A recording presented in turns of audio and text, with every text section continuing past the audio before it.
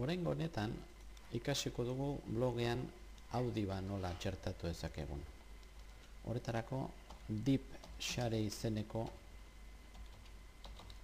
web batetaz baliatuko gara. DeepShare hau da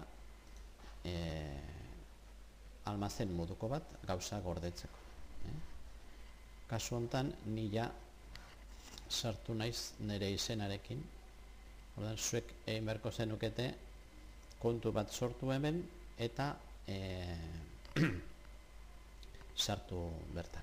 Ordan hemen ditut nik nire gauzak eta tartean audioen artean badago gauza batzuk. Baina nik egingo dudana da daukadan audio hori igo bertara. Orduan, horretarako hemen klik egin, aukeratzen dut zein nahi dudan igo, eta hemen aukeratuko genuke, adibidez, hau. Klik egin eta igo. Pixka bat itxoin, hori igo arte.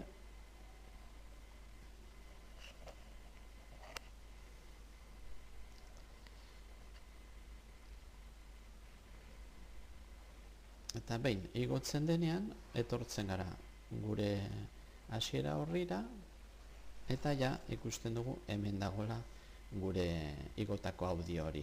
Orduan, orain, blogean hori txertatzeko, egin behar diogu bertan klik,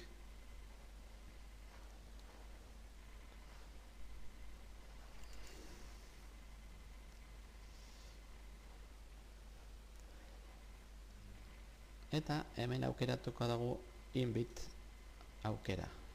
Hau da HTML kodea bertan blogean bertan txertatzeko. Orain emango digu zein den kodea, hemen agertzen zaigu kode hau, hau egingo dugu kopiatu, eta orain ja joango gara blogerara.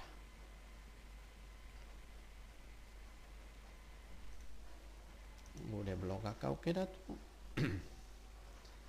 hemen daukagu erabiltzen ari garena ikastaloko froga bezala, egingo dut hor klik, sarrera berri bat aukeratuko dut, eta bertan nahikoa da orain HTML moduan jartzea eta eskubiko botoiarekin itxastea. Ikusten balin badugu orain redaktar moduan agertzen zaigu hor ikonotxo bat, eta hori argitaratzen badugu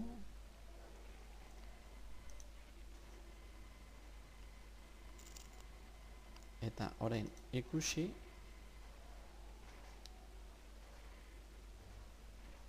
hemen ikusten dugu agertzen zaigula audio editore bat, eta bertan klik eginez entzungo dugu ikusi mendizaleak.